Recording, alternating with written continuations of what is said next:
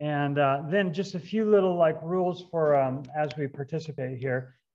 If you have a question to ask Lynn, you'll just put your name in the chat. I'm the only one who can see the chat. So you're just chatting with me. And then Lynn, what I'm going to do is just ask you a few questions and then turn it over to these people. We've got 40 people online, including ourselves, and about, I would say about 30 people here. So it's a nice little crowd. And what do you guys think of it? Thanks, everyone. Had a few people say some nice things in the chat too. You know, I love this movie. I love it. I love it. I love it. I think it's so good. And it's so fun. I mean, obviously I have like, you know, I'm biased because it's like seeing somebody riff off something that you're so like already connected to.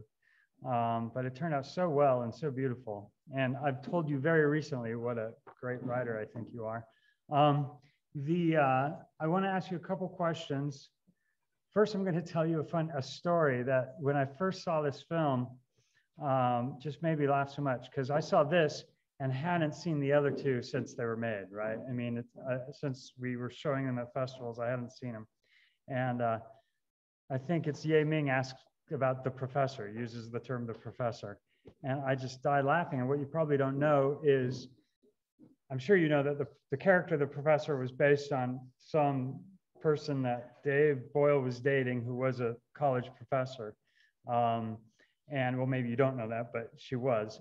And I was the one who started calling her the professor. It was just sort of this joke that I thought it was so funny that Dave, who I always think of as being so young, was dating a professor, which I thought was so like impressive. Now, that was way before I was a professor. And so I started referring to her as the professor with that voice, the professor. And then he wrote it in the movie, which I thought was hysterical.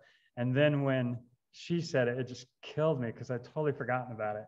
And it was just this funny little in joke. So love that was. I didn't know that. That's funny. Yeah, love that was incorporated. It was just a very funny. There's a Harpo Marx character that's known as the professor. And at one point he's introduced in like coconuts or something as the professor. And so that's what I would always say. Anyway, back to you, Lynn. Let's make this about you. First question, as I was watching it, I was, you know, what most people here probably don't know is that Go is not an actor and that Ye Ming is not an actor. And it was always impressive how Dave was able to, you know, work with them to get their performances so great. And I really think you kind of took it up a level. I mean, their scenes together are so fresh and so wonderful. Can you tell me a little bit about working with non-actors and especially these two and how you did it? I mean, obviously they've had some experience at it since before you got to it, but could just share some of the way you approached that and what were some of the things that you did? I feel like, yeah, Dave really warmed them up for me, you know, because they not only had experience being on camera and, you know, it wasn't completely new to them anymore, but also they had experience playing themselves. So I think that nervousness, I mean, I can't imagine playing a version of myself of like what people might think of me, or they might think this is real. And so I think both of them knowing like, oh, we can like actually take this to a place where we don't have to worry that the audience is going to believe this is our actual lives, because they had already done it. So once like that freedom was established already, then we really came to this as friends. I was really lucky with this movie because it did feel like very similar to an experience of like a family reunion and finally being able to cook the dinner. You know, like I had seen everyone do it before. I'd been part of it. I'd helped, but now was my turn. And so because of that, I think we were all just like in this place together of I mean, everyone involved was doing it because we really wanted to see the story end and finish the trilogy. And so it was less about like, let's help Lynn make her first movie, but more like, let's finish this story. So it was less about pleasing me and more about serving the story. And like, once you have something like that, it becomes really easy to, as an actor, I think it's just easier to really sink into the story and do what you need to do for it. So Go and Ye Ming were just like so natural at that point, and I just made it very clear to them, you know, if there are lines that like you don't really feel like you would say, feel free to improv. But the improvised parts were mostly the music parts. And what was great was, you know, in college I was actually a music major, and I felt like I had never done anything with it. And here I am 20 years later out of college, finally doing something with all those theory classes that I had taken, where I could communicate with the musicians in a way that I wasn't able to do as an actor. And it was a lot of fun for all of us, you know, to explore and grow in that way, because I needed their help as much as they needed mine. Yeah, that's one thing I was thinking about, is like, this is one of the best sort of watching people create music, you know, best sort of films I've ever seen, where you can really get a sense that they're really like making music and performing music, and they're not actors and they're not faking. This is just real, right? Thank you. Well, here's a little fun story. The first movie Duane and I ever did before in Salt Lake City was a movie called White on Rice that Dave directed. And while I was in Salt Lake City on my days off, the movie Once came out, and I went to go see it in the theaters. That movie Once, about the musicians that fall in love and they create music. Yeah. And I saw Once not only once but twice in the local indie. I loved it so much, and I remember thinking to myself, usually when you watch movies, you see, like in almost all of them, they'll be making up a song, and then like 5 minutes later they have the entire song written. They're in perfect harmony, all of it, which is like fine, but you know, as a musician, sometimes that's really frustrating to me. So Once did a pretty good job of planting that seed in my head of that. And so I thought it was funny that like all these years later, I finally did my version of Once. Sure. Let me just say, it reminds me of Once, now that you mentioned that. There you go. Okay, other question then. Well, let me just feed into the question, working with the child, because it's a similar sort of thing. Tell me about some of your directing approaches to working with her. I mean, that was definitely challenging, you know, working with children. Obviously, I'm used to working with children on set as an actor, and it requires a lot of energy. In a lot of ways, it does feel like babysitting. But in a lot of other ways, there's just logistics that are in the back of your head. You know, you only have a certain amount of time. You know that when they come, they have to be with the studio teacher for a certain amount of time. It's just like there's eyes on you, and in a way that's very uncomfortable. But yet you have to still be comfortable with this child. And what I found to be helpful was less of directing Ayami, who was 5 years old at the time, as if she was an actor, and more just trying to get the actual reactions and things that I needed from her. You know, she actually lost her 2 front teeth while we were filming, and I could barely get this girl to wear her costume. So I knew I wasn't going to get her to like wear a set of fake teeth. So it was just a matter of like, don't face the camera. It was like very, very technical. Don't look at the camera. She always wanted to look at the camera because she was a model, and she was just used to staring straight down the barrel, and then also like looking at the boom mic a lot. But I feel like, you know, for her, it was that challenge of less of like, this is how you feel, and this is the situation, and more like, smile, you're happy, you're sad. Like that, those were the things. And then sometimes she would just start crying out of nowhere, and we just had to make it work, you know, of like, especially like the funeral scene. she wasn't supposed to cry, but she was really upset that day. And we just like kept going with it. And it ended up working out really well. Yeah, for sure. Excellent.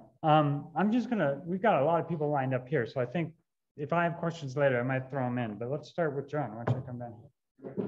And you introduce yourself and then you and then you ask.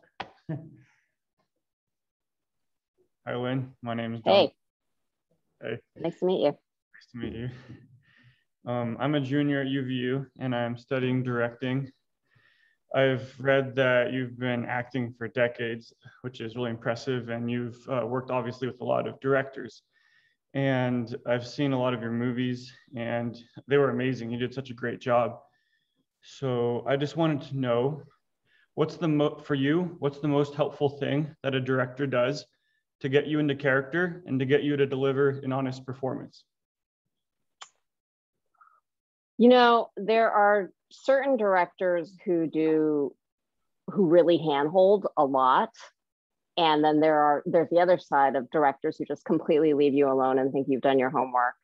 And I have found that I work best when I have something kind of in between, where somebody really wants to collaborate and hear my ideas, but is still really specific.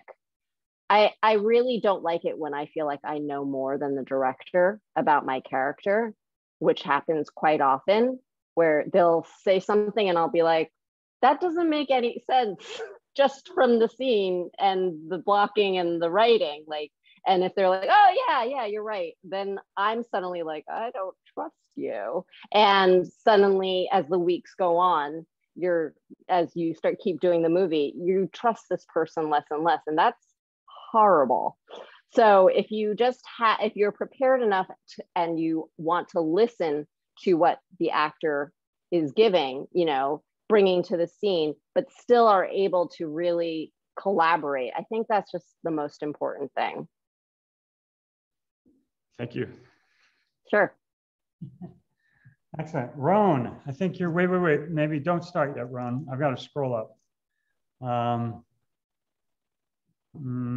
People are asking questions. Roan, you're first. Hi, Lynn. It's really nice. I really loved the movie. When Duane showed us the previous two entries in the trilogy over the course of this last week, I really loved them, and I just couldn't wait to watch this one. And it completely lived up to it for me. It was an amazing ending to the trilogy.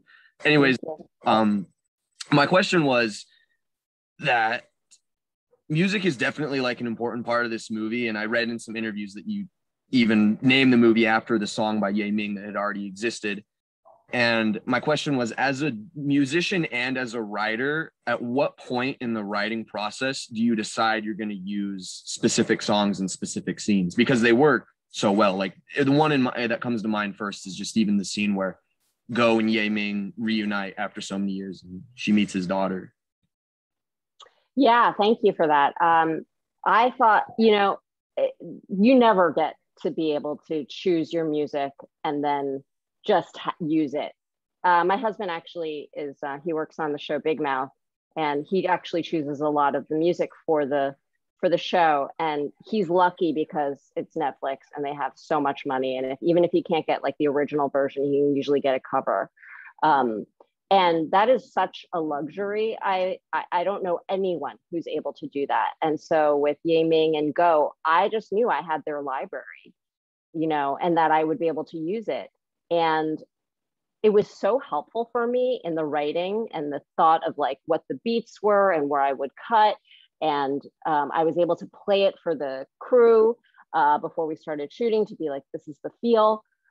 That was such a great gift and helped me so much to understand the scene and where I was going. Also, like I grew up during a time where I think soundtracks were really, really, really important. And because people, like the only way they could keep feeling what they felt during the movie was to go buy the soundtrack. So for me, music is so important to the storytelling. And I don't know if I'll ever be able to have that experience again. But that said, like even now, as I prepare to direct other things, I always do a music like a Spotify playlist of just music that like gets me in the mood to shoot a scene. And I do that also for acting. I always make a playlist for different parts of what my life would be, so that if I'm having trouble sinking into the feel of the day, I can just put on the music and at least somewhat get there.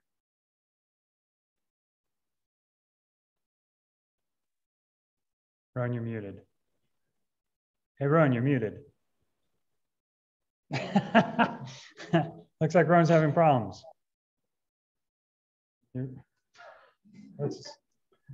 You're saying something in the chat? I don't know. Oh, do I have to unmute you, Ron? You have to unmute him, maybe. Ask to unmute. There you go. Sorry, I remuted myself because I live in a noisy basement and I didn't want that light coming through, but I didn't know I wouldn't be able to unmute myself. Anyways, thank you for answering my question. Sure thing. We're playing with the mute thing. Last time in the middle of the movie, somebody unmuted themselves and started talking about their dinner. And so it's like, okay, now I'm going to try the force mute thing. All right, who's next? Come on up. All right.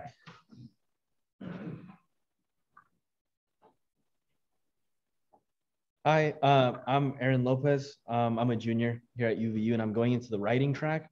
But just kind of going through your IMDb and like seeing all the stuff you've done, I think the thing that intrigued me the most is you've done a lot of voice work, you know, in video games and in other shows. What would you say the biggest difference is in receiving direction, you know, obviously from a director, in voice acting as opposed to live action? That's a great question. You know, the note I always get in voice acting always is more energy. Always. Where I'm like practically screaming or smiling so big that you can hear it. And I think that that's part of, because, you know, you can't see what's happening. Usually if you're just talking and you're not moving your body or, you know, looking at another person, it's really difficult for your voice to communicate that. So it's usually having to be reminded by my director to have a little bit more, and by energy, usually people mean quicker, say it louder, smile more, have some intention behind your line. Those are the things that usually you don't have to be reminded about when you're doing something live, but when you're literally staring at a page and reading off of it, you just like, I at least just go back into, you know, 5th grade reading from a book out loud, and it just automatically goes there, and I have to remember, oh yeah, that's right, I have to sell this. Great, thank you. Okay, scrolling through them here. Let's see, Riley, I think you're next. Hello. Hi. So my name is Riley. I as well am a junior. I'm primarily looking to do screenwriting, but I mean I like all areas of film. So I'm kind of testing out all the waters. But in preparing for this, I noticed that on this particular film, you not only directed and produced it, but you also did the screenplay and acted in it. So I was just curious what that experience was like, you know, having so many roles on the same film, especially like big roles. Yeah, I don't recommend people do that. It's a lot, especially for a feature. It had to happen because it happened because it had to happen. I had to be in it because I was in the first 2. I had to write it because Go and Dave weren't going to. I had to produce it because in order to make it made, I had to do it, and I had to direct it because there was no one else that would have done it. So out of necessity, these very difficult things became easy. That said, I honestly don't think I could have done it had it not been a project that I was so emotionally attached to. I honestly don't think I would have taken on all those roles, but because it was so important to me, that's why I did it. Because if I didn't do it, then the movie wasn't going to get made, and I knew it. And I just couldn't see that happen. But having done all of those, I do know, I mean, Duane knows this because we're going to work on something together soon. I don't want to produce ever again if I don't have to.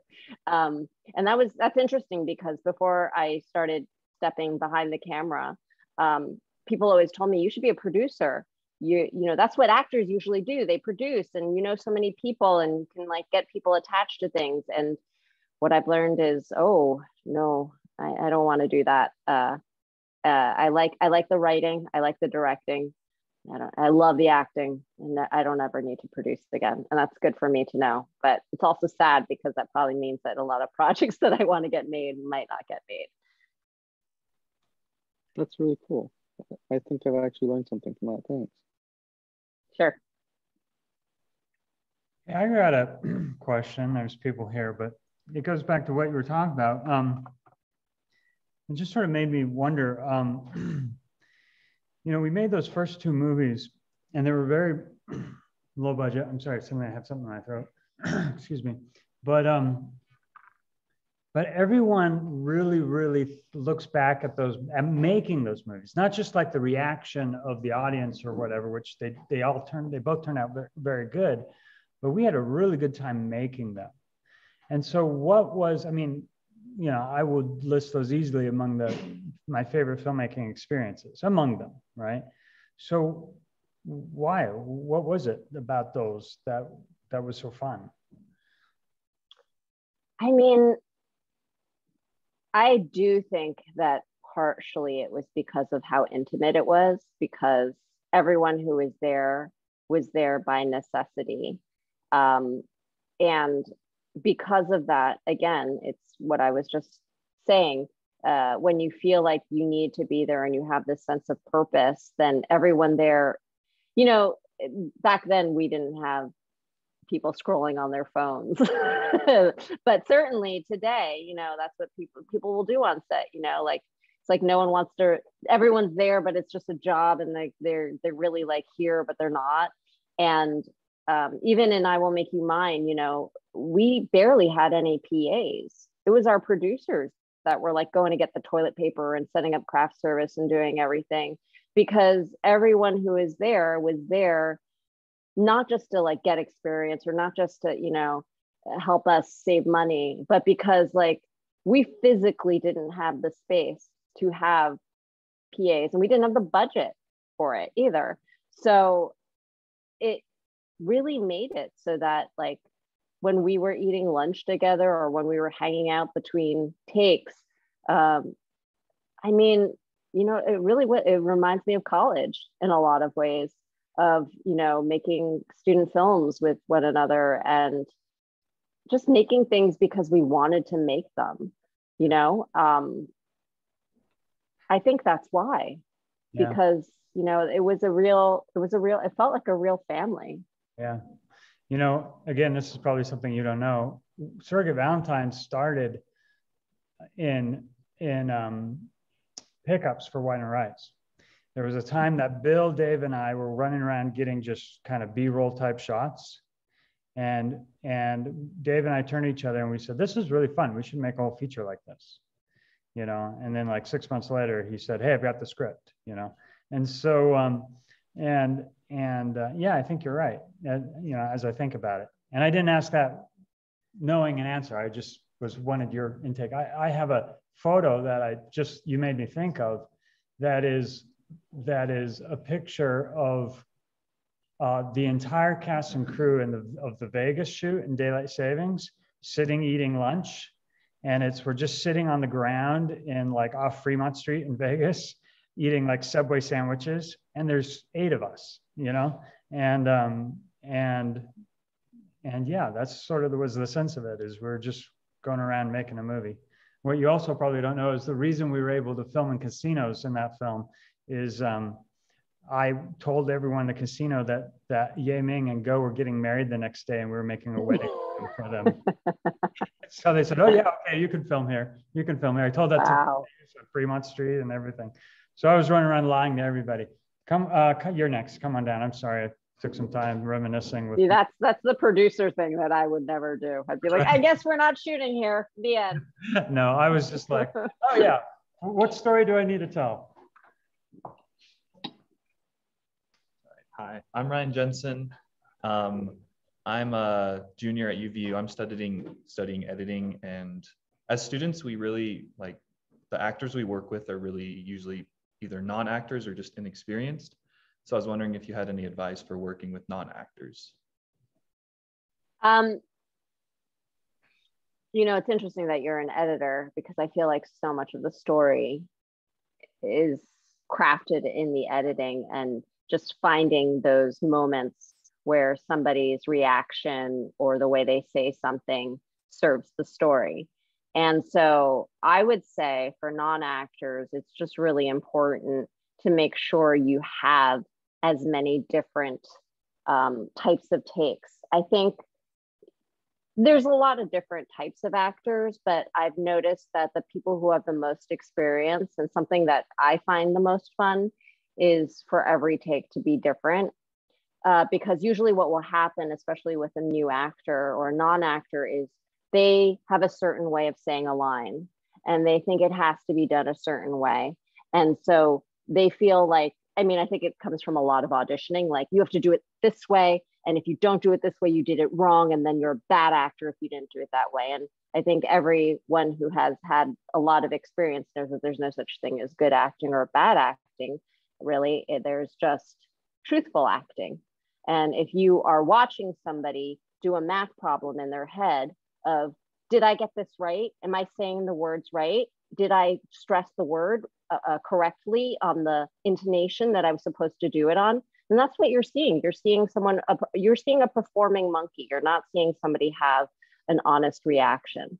So I think the more freedom you can give a new actor and give them the freedom to do as many takes, as many choices as you're allowed to do, then that not only helps them, but then that helps in the editing room when you don't have a perfect one take, but you can cobble together a pretty good 30 different takes and make a killer scene from that.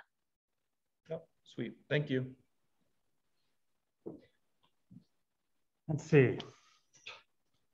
Shouldn't take these off.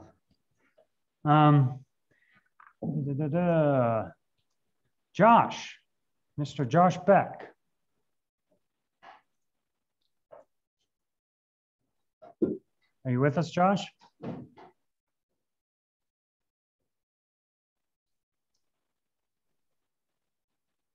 Oh, do I need to unmute somebody again?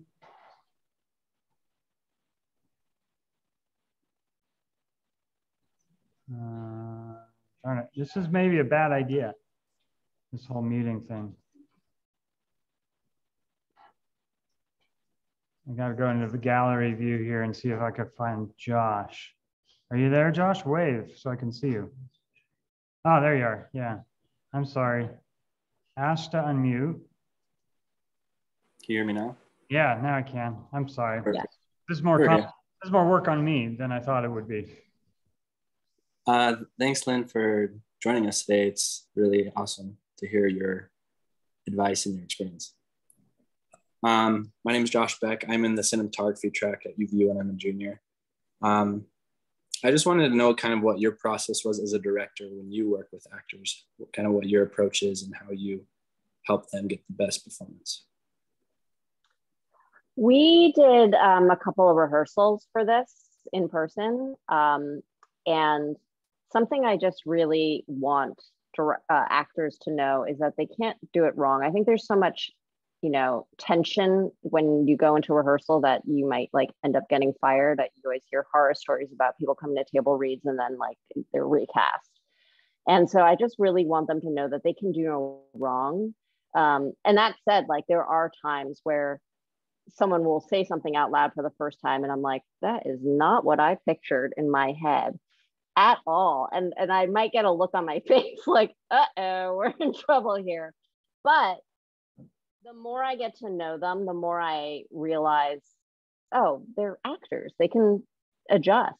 And usually it's not until an actor has, you know, the scene in their bones where they have it completely off book and memorized that they're able to be loose enough to play.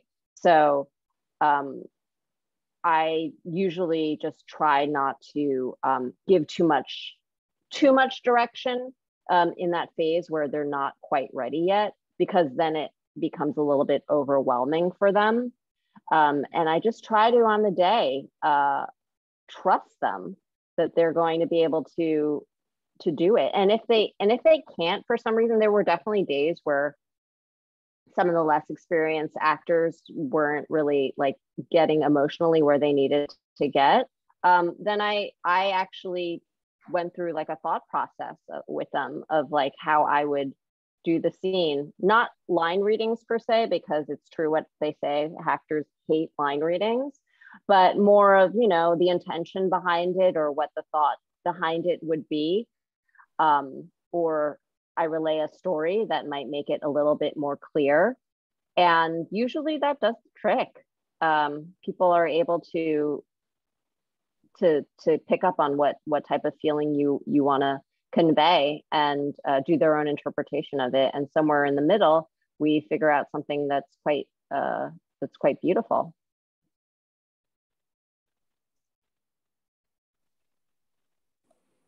Okay, you hear me again? We can hear you. Okay, thank you. Sure. Oh, that was it. Okay. Let's see. Here, come on up here, Sydney. All right.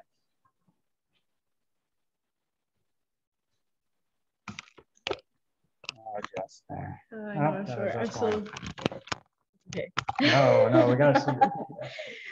Hi, my name is Sydney, and I'm a junior. I am studying post and directing. And my question was, how do you like manage the scenes you were in, like as a director and as actor? So I was really lucky with having Dave as not only my producer, but also as my first AD. So, and because, you know, he had already directed me several times, we just had a shorthand and we were really comfortable with one another. And I really just trusted him when it came to my acting. So that when we were actually on set and we did a scene, then if I felt like, oh, maybe I don't have it completely, either Dave could assure me, yes, we have it, we can move on, or he could be like, yeah, take a look. And I'd say I only watched playback for myself twice the entire shoot. I didn't really need to do it that often, but partially that is also because I'm so used to seeing myself on camera now, not only because of all the self-tapes that actors have to do these days. So I just like can feel in my bones whether or not I nailed a take or not, and what it would look like. But also I spent quite a lot of time as a host, not in narrative film, doing BuzzFeed videos back in the day. And just that experience of standing in front of a camera and talking and knowing like what angles worked, what didn't, and how what my voice feels like when I'm nervous, what my voice feels like when I'm relaxed. It really helped me know that I didn't have to, you know, sit there and make everyone else sit there and watch playback. I could just like trust that like whatever was in the can was good enough. All right, thank you so much. Sure. Yeah, to clarify that, Dave Boyle, who directed the first two movies, was the producer, one of the several producers on this, but was also acting as first AD, something that he doesn't want to ever have to do again either. Let's see. So a lot of people doing things that are outside their comfort zone for this. Next in the list here online is Annie. And I guess I have to come up and unmute you. And let me see if I can find you again. Wave, Annie. There you are. Yeah, hi, Annie. I think you're unmuted, Annie. Can you hear me? Yeah, I can, but you're really quiet.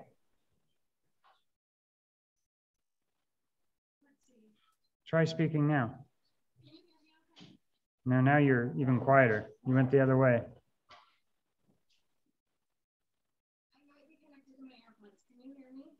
Yeah, it's just hardly. Very, very faintly. You're from the other room.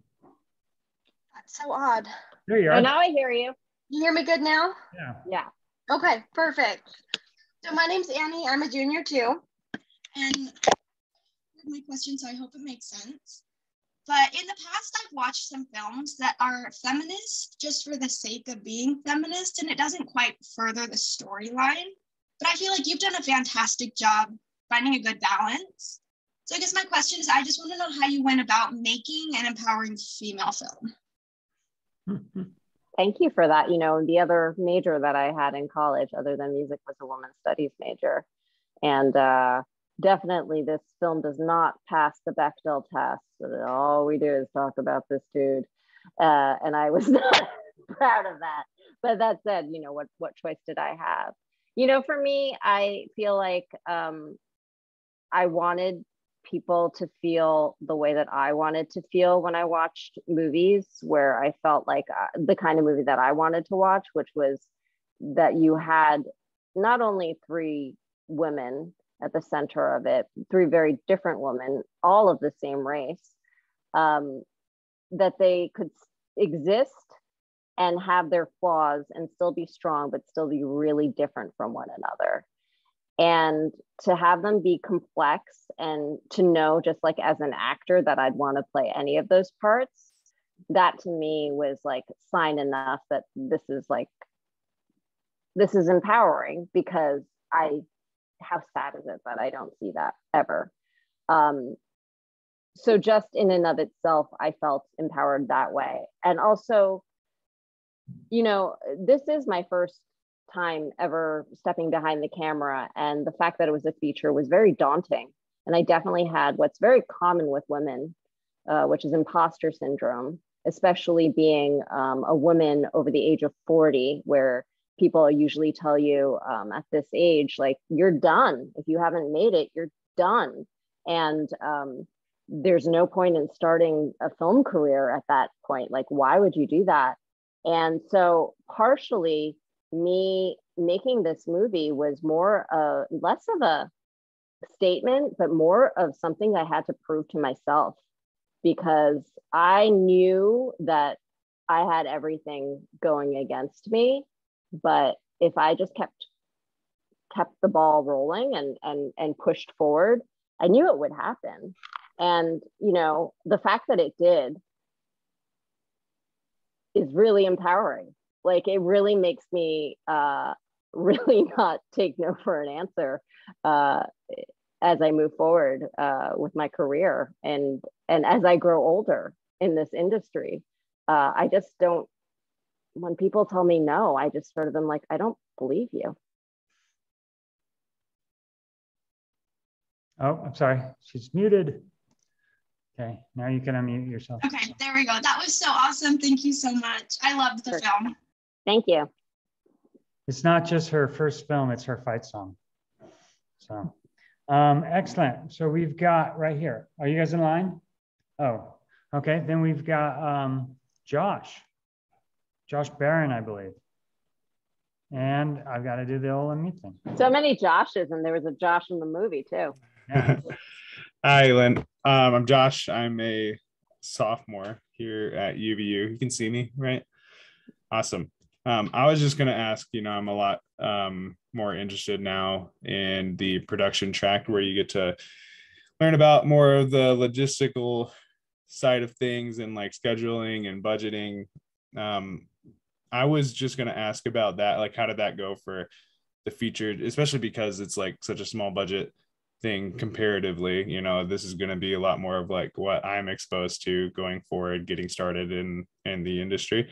So I was just going to ask, how does that sort of look? I mean, it looks daunting. I won't lie to you. And it also looks impossible. In fact, one of my producers, Emily Ting, had just directed me in a movie called Go Back to China the year before. And she was like, when we told her what the budget was, she like laughed so hard at us. She was like, that was my week in LA shooting, and you know we scrimped and saved. So I have no idea how you're going to do this. And I'm just going to be your producer just so I can like sit here and see how you guys do it. And that doesn't feel very good when someone tells you that. But I will say that, you know, there were a lot of things that I had to do, like asking favors from people. As I said, I used to be involved in like the food world of hosting BuzzFeed videos and stuff. And there were half of the locations we got, half of the meals we got were because I had connections from those times and had to write long letters to these people who I had known from years ago. It was very uncomfortable, but the outpouring of support was unbelievable. And what I will say is that even though I did that, and even though I was successful with that, the only reason I felt comfortable doing that was because I really believed in the movie. It would be really difficult to ask somebody to shut down their restaurant for a day and let you and everyone else come in and mess it all up if you didn't feel like you were making something that was really important to you, you know? So yeah, I don't know if that's my advice or like that's how we did it, but that's how it happened. We ended up impressing Emily. She was like, stand back. Wow, you guys did it. But it was also, so much of it was this concept of just like not wasting stuff. There's so much waste that happens on film sets. And we did not, like at the end of the day, I was like, where's the soap? Where's the soap in the bathroom? It has our name on it. Like, take the soap. It's coming with us tomorrow. We are not buying more soap tomorrow. And it comes down to just little shit like that. Right. Oh, thanks so much. Yeah. Look, it sounds good. Just to sort of, you know, keep that networking stuff in mind. Try to rely on your relationships. Don't burn any bridges, and, you know, hope for the best. Yeah, totally. All right. Thank you, Lynn. How you holding up, Lynn? Great. This is fun. Good. My Facebook reminded me that 3 years ago we were filming, and I was like, wow, it's been a long time since I've thought about this. Hi, how's it going? Hi. My name's Ben. I'm a writer and a producer. I noticed you have your Christmas tree set up already. I do. So I'm getting into helping a lot of my fellow students and friends produce their projects, and a lot of them like to direct. And I'm learning about communication. You've acted a lot, and you've directed this project, and so I'm still trying to get a feel for when to communicate things, what to communicate, what is not necessary for them to know, and just kind of where that balance is. So as a director and as an actor, what information like puts you at peace when that a director communicates to you? You know, I can just think of so many times when I've been on set where something inevitably goes wrong, and I just watch my director fall apart, like really like lose it. And it has not been like, I can still see their faces, and that's not a good feeling for an actor to watch that happen. I think you can be vulnerable, and I think you can be honest. Like, you don't have to hide things from your actors particularly, but I think when it comes to making people feel like we're on a sinking ship, it's best not to let people know that, because that happens all the time. And the more experienced directors know, when the ship is sinking, it won't actually sink. It will get fixed and we'll still float and everything will be fine. Like, yeah, it's happening, but we're going to be okay. And I think it's when you're like, you know, gnawing at your nails and just being like, I don't know how we're going to get through this day, then your problem suddenly becomes your actor's problems. And that's not okay. Okay. Yeah. So stay calm in the face of adversity. It's going to happen. Yeah. Awesome. Yeah, that's a huge help. Thank you. Sure. Okay, and we have another question from Roan. Oh, I unmuted myself. I did it. Okay, awesome. Honored to be able to ask a second question. So I read in an interview that you did with Cinema Femme that you and Bill Otto, who I also have the pleasure of knowing, were considering shooting this movie in color to differentiate it from its two predecessors because of the different perspectives. And I'm curious if there was any other decisions or any other ideas that you danced around with to differentiate this movie from the previous two, from a writer or even a directorial perspective. Yeah, when Bill and I had that conversation, you know, we had said it'd probably be easier to sell this movie if it was in color. And right away when he said that, or when that was brought up, I was like, that's not the point of this. The point is not to make money. The point is to make art. And ultimately, the decision to keep it in black and white was because, I mean, there were two main reasons. Number one, first and foremost, was because I felt like it needed to be tied to the first two movies. Even though we have the same characters, I still feel like this movie thematically and just like the way it feels, it is such a different film that I didn't want it to feel like it was in this completely other universe. So it had to be in black and white just because of that. Like, you need to see Ghostface in black and white in order to feel like, oh, this is the same family, even though like we were so hilarious at the beginning with Surrogate Valentine, like, and now we're talking about aging. Like, you need to like have something to bring to bridge the two. So that was number one. But then also I kind of selfishly was like, when am I ever going to be able to do a black and white movie like without looking like a pretentious jerk? Like, this is it. And I say that now, and how many movies are black and white that are coming out this holiday season? There are so many of them. I'm like, oh, I started a little trend here this year. So yeah, those were the main reasons. It really like was just like for a split second that we were like, oh, that could be kind of cool if it was in color.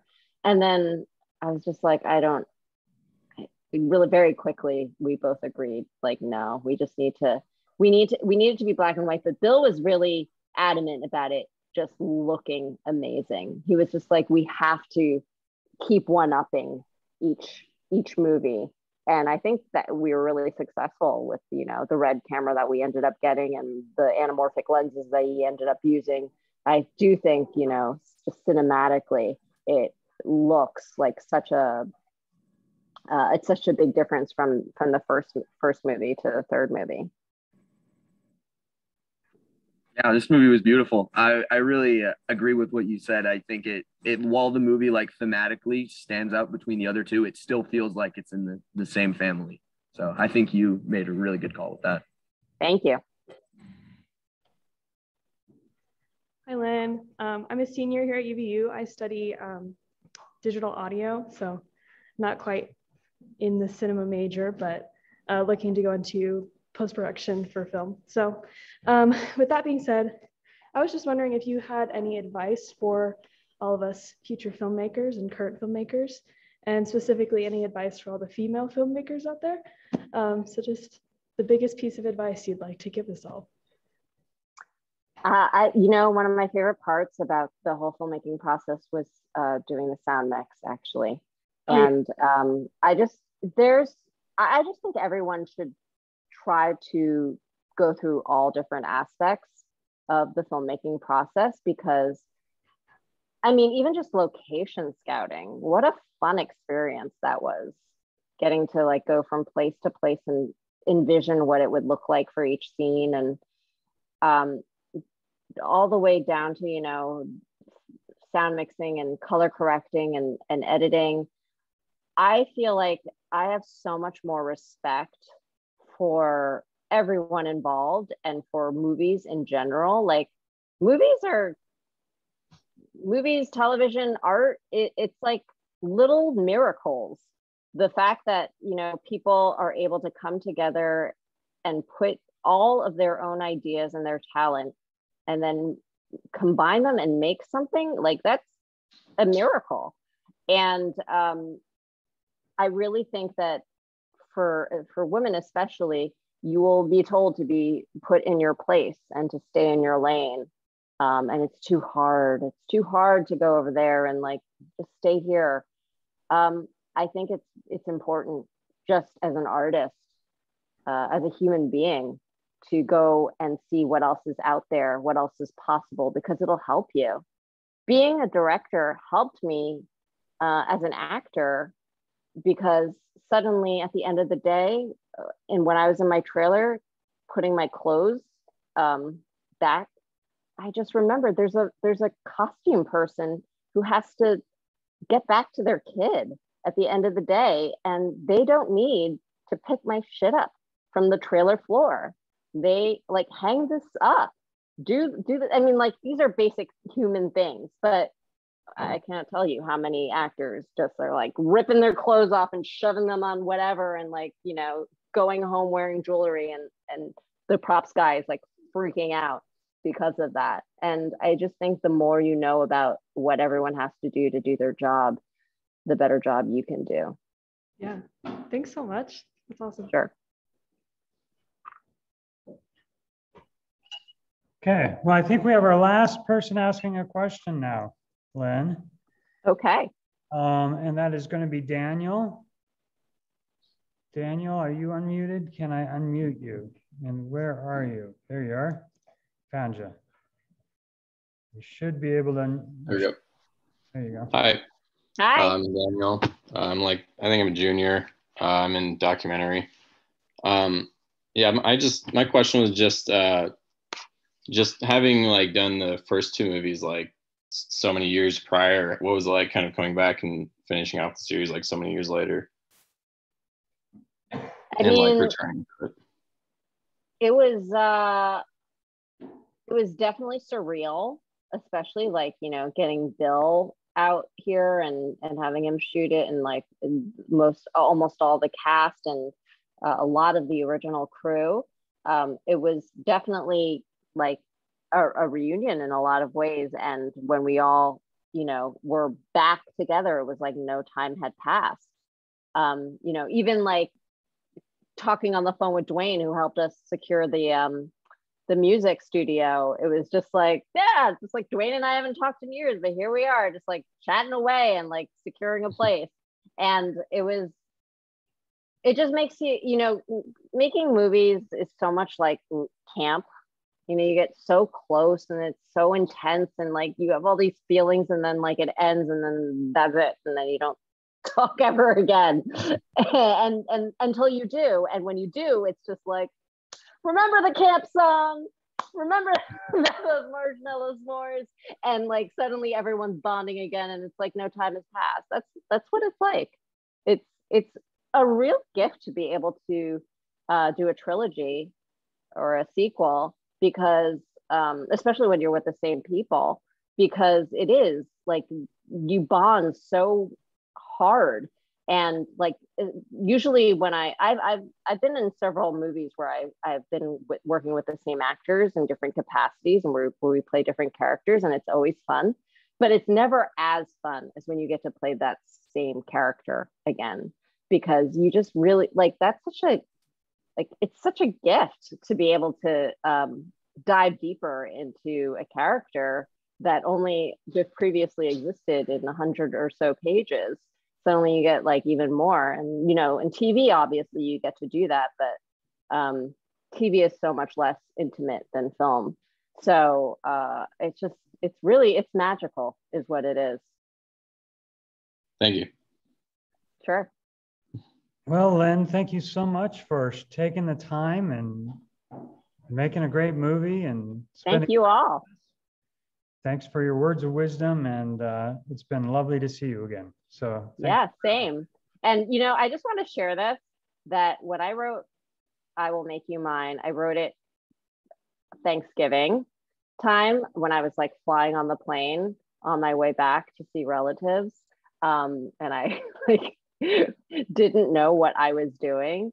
But I don't know. I just think that like that moment, whenever I think about that moment when I opened the laptop on the plane and I was thinking about what am I going to do here, and just having that leap of faith. I don't know. There's something about this time of year. If you're thinking about it, open your laptop, start writing, and you know when your family is like, you know, come carve the turkey, and you're like, I can't. I'm in the middle of a scene. And that's like good stuff. That's the juice. So good luck, everyone. Absolutely. Thank you, Lynn. Everyone give her a big hand. And, I'm actually going to have you just jump out because I've got some announcements for people who are on here. You can stick around and hear them. I mean, I'm not going to stick around and hear your announcements, but stop. thank you, everyone. We'll see you. Happy Thanksgiving. Bye. Bye-bye.